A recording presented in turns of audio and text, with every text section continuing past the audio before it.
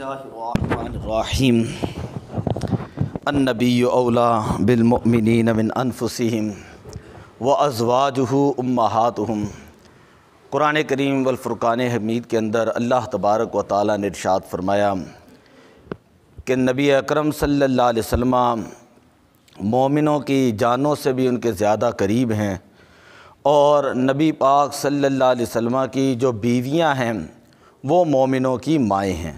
व अज़वाजुहु उम्महातुहुम, जो मोमिन होता है, शरीफ आदमी होता है, वो कभी भी अपनी माँ के ऊपर जो है वो उंगली नहीं उठाता, बल्कि हमेशा अपनी वालिदा के औसाफ जो है वो बयान करता है।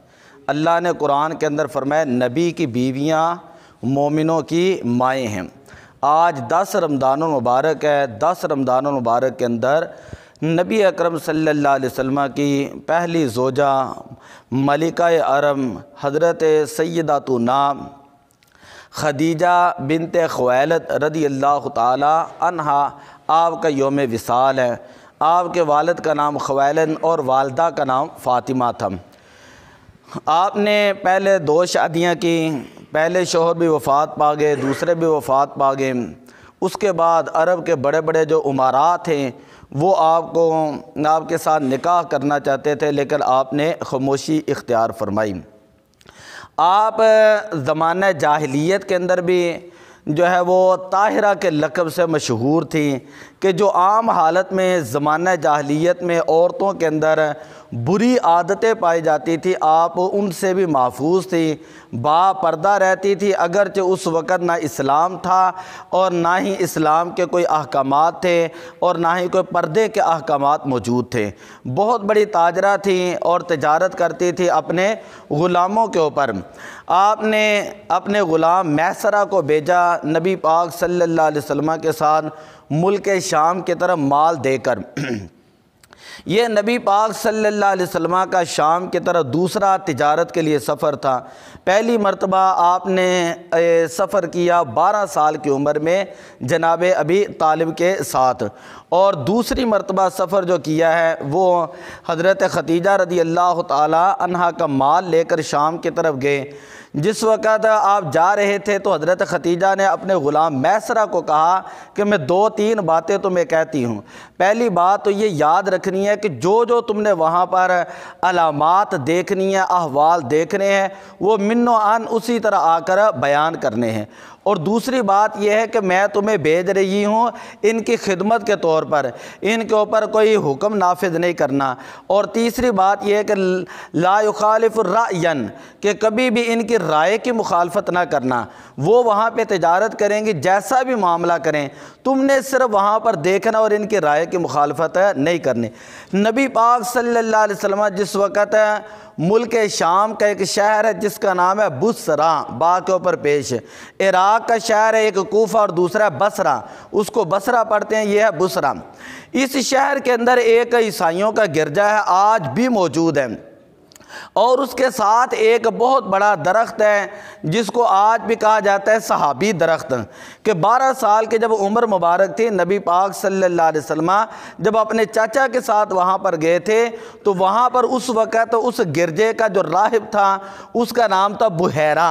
बुहैरा राहिब जो था उसने नबी पाक सल्लल्लाहु अलैहि वसल्लम के नबुव्वत की अलामात देखी और देखा कि दरख्त झुक कर उनको सलाम कर रहा है, देखा कि बादल जो उनके सर के ऊपर पर्दा कर रहे हैं और साया कर रहे हैं। और उसने फिर हुज़ूर अलैहिस्सलाम के पास आकर जब और अलामात देखी कि आपकी कमर मुबारक के ऊपर जो है मोहर नबुव्वत मौजूद हैं, तो उसने जनाब अबी तालिब को फरमाया था कि मेरी जो है राय यह है कि आप इनको फ़ौरन मक्का में ले जाएं। उस वक़्त आपकी उम्र 12 साल थी, तो आप इनको फ़ौरन मक्का में ले जाएं। यहाँ के यहूदी या यहाँ के ईसाई जो वो इनको कत्ल कर देंगे। जो आखिरी नबी हैं और नबुव्वत की जितनी अलामात हैं वो तमाम के तमाम इनके अंदर पाई जा रही हैं। जब दूसरी मरतबा नबी पाक सल्लल्लाहु अलैहि वसल्लम वहाँ पहुँचे, उस वक़्त आपकी उम्र मुबारक थी 25 साल, और उस गिरजे का जो राहिब था वो तब्दील हो चुका था। उस दूसरे का नाम था नस्तूरा। اس نے جب نبی پاک صلی اللہ علیہ وسلم کو دور سے دیکھا کہ بادل آپ کے اوپر سایہ کر رہے ہیں، جہاں سے آپ گزر رہے ہیں وہاں پر جو ہے پتھر جو ہیں ان کے اوپر بھی آپ کے قدموں کے نشانات مر رہے ہیں۔ خیر اس نے علامات دیکھ کر جو ہے وہ غلام کو یہ کہا کہ جو نبوت کی ساری علامات ہیں وہ ان کے اندر پائی جا رہی ہے، اور میں گواہی دیتا ہوں کہ جب بھی یہ اعلان نبوت کریں گے میں ان کے اوپر جو وہ ایمان لے آؤں گا۔ اس نے ساری علامات بیان کرنے کے بعد خیر جب غلام واپس آیا اس نے حضرت خدیجہ رضی اللہ تعالیٰ عنہ سے ساری باتیں کہیں اور کہا ایک مرتبہ وہ سودا بیچ رہے تھے اور دوسرے لوگ کہہ رہے تھے کہ آپ قسم اٹھائیں اگر آپ نے سودا بیچنا ہے، آپ لات اور منات کی قسم اٹھائیں۔ تو یہ جو محمد عربی ہے نا یہ قسم نہیں اٹھا رہے تھے، کہتے لا اقسم لات والمنات، میں تو کبھی لات اور منات کی قسم نہیں اٹھاؤں گا، میں تو کعبے کے رب کو مانتا ہوں اور میں بغیر قسم کے مال بیچتا ہوں، میں بغیر قسم کے مال بیچتا ہوں۔ اس نے خیر مختصر یہ ہے کہ واپس آ کر نبی پاک صلی اللہ علیہ وسلم کے معجزات کو بھی بیان کیا، آپ کی شرافت کو بھی بیان کیا، آپ کی دیانتداری کو بھی بیان کیا، آپ کی سچائی کو بھی بیان کیا۔ حضرت خدیجہ الکبریٰ رضی اللہ تعالیٰ عنہ بہت زیادہ متاثر ہوئیں اور آپ نے حضرت نفیسہ بنت منیہ ان کو کہا کہ تم جا کر نبی پاک صلی اللہ علیہ وسلم سے پوچھو، یعنی اس وقت ابھی اعلان نبوت نہیں ہوا، میں بار بار آپ کو بتا رہا ہوں کہ نبی پاک کی عمر مبارک اس وقت ابھی 25 سال تھی، کہ ان سے پوچھو کہ ان کا نکاح کا کیا ارادہ ہے۔ جب انہوں نے آ کر پوچھا حضور علیہ الصلوۃ والسلام کی طرف سے رغبت ظاہر ہوئی تو آپ نے فرمایا کہ میں خود یہ معاملات نہیں کر سکتا، میرا چاچا ابو طالب موجود ہے ان سے پوچھ لیں، وہ ہمارے بڑے ہیں، جو وہ رائے دیں گے اسی کے اوپر بات ہوگی۔ تو جناب ابی طالب جو تھے انہوں نے جا کر پھر حضرت خدیجہ سے بات کی۔ اس طرح بہت زیادہ لمبی بات ہے کہ آپ کا نکاح مبارک ہوا۔ جب آپ کا نکاح مبارک ہوا ہے تو یہ آپ پہلی خاتون ہیں جنہوں نے 25 سال تک نبی پاک صلی اللہ علیہ وسلم کے ساتھ رفاقت گزاری ہے، زندگی گزاری ہے، اور جس وقت ان کا وصال ہوا تھا اس وقت ان کی عمر مبارک تھی 65 سال، اور نبی پاک صلی اللہ علیہ وسلم کی عمر مبارک تھی 50 سال۔ 50 سال ان نبی پاک صلی اللہ علیہ وسلم کی عمر مبارک تھی، اور یہ واحد خاتون ہے کہ جن کے بطن سے نبی پاک صلی اللہ علیہ وسلم کی زیادہ اولاد ہوئی ہے۔ حضرت ابراہیم کو الگ کر کے وہ پیدا ہوئے حضرت ماریہ قبطیہ جو لونڈی تھی ان کے بطن مبارک سے جو نبی پاک کے بیٹے تھے۔ حضرت خدیجہ رضی اللہ تعالی عنہا کے بطن مبارک سے نبی پاک کے 2 بیٹے، ایک کا نام تھا قاسم اور ایک کا نام تھا عبداللہ۔ قاسم کی وجہ سے نبی پاک کو ابوالقاسم کہا جاتا ہے، کنیت ہے آپ کی۔ وہ پیدا ہوئے، 4 بیٹیاں پیدا ہوئیں۔ کتنی بیٹیاں؟ 4۔ ایک کا نام تھا زینب، دوسری کا نام تھا کلثوم، تیسری کا نام تھا رقیہ، اور چوتھی کا نام تھا حضرت سیدہ کائنات فاطمہ الزہرا۔ حضرت فاطمہ رضی اللہ تعالیٰ عنہ کا نام حضرت خدیجہ رضی اللہ تعالیٰ عنہ نے اپنی والدہ کے نام کے اوپر رکھا تھا کہ جب بھی میں ان کا نام لوں گی تو مجھے اپنی والدہ یاد آئے گی۔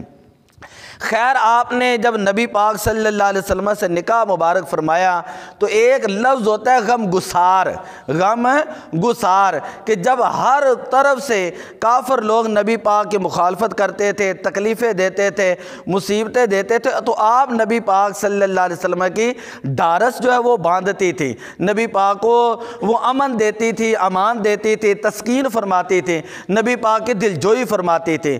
ایون کہ جب پہلی وحی نازل ہوئی ہے غار ہرا میں، اقرا بسم ربک الذی خلق، بخاری شریف کی پہلی روایت موجود ہے، بڑی لمبی روایت ہے۔ نبی پاک صلی اللہ علیہ وسلم بعد میں جب گھر آئے تو آتے ہی حضرت خدیجہ سے فرمایا زمبلونی کہ اے خدیجہ مجھے جو ہے وہ چادر اڑا دو۔ جب چادر اوڑی گئی آپ کی طبیعت مبارکہ تھوڑی سی ناساز ہوئی تو آپ نے فرمایا میں نے یہ غار ہرا کے اوپر علامات دیکھی ہیں اور اس طرح فرشتہ آیا اور یہ وہی لے کر آیا ہے۔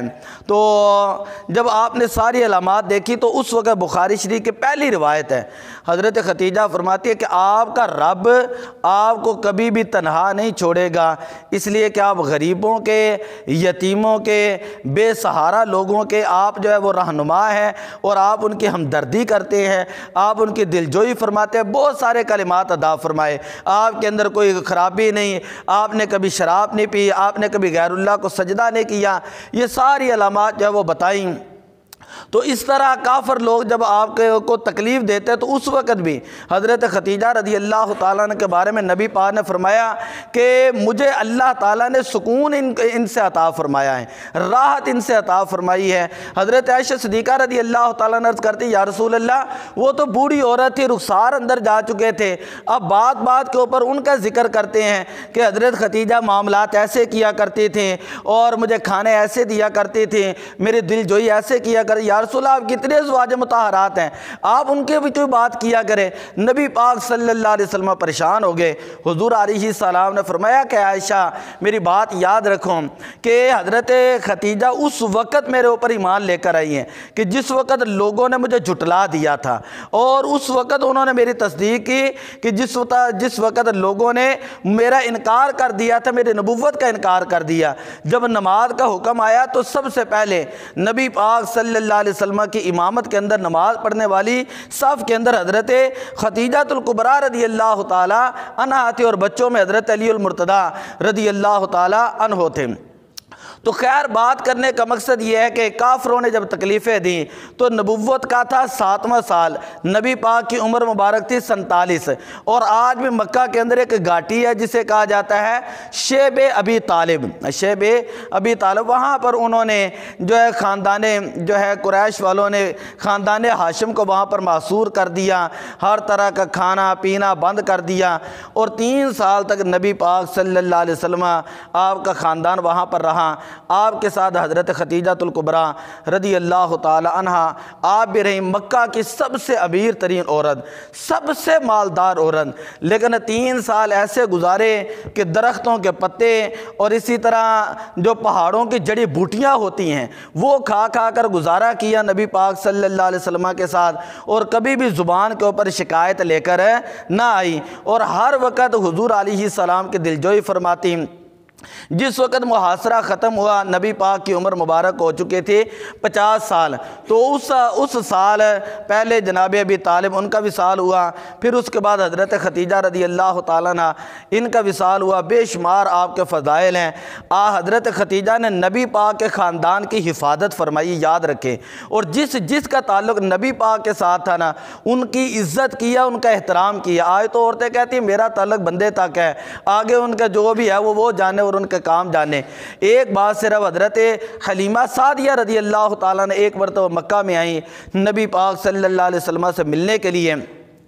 جب وہ واپس جانے لگیں تو حضرت خدیجہ رضی اللہ تعالیٰ عنہ نے ان کو 40 بکریاں دیں اور ایک اونٹنی پیش کی۔ ادھر سے یہ بھی نبی پاک کے خاندان کی حفاظت کرتی، دوسری طرح سے نبی پاک صلی اللہ علیہ وسلم حضرت خدیجہ رضی اللہ تعالیٰ عنہ کے پہلے 2 شوہروں سے جو فوت ہو چکے تھے، 2 بیٹے تھے، ایک کا نام تھا ہند اور دوسرے کا نام تھا حالہ۔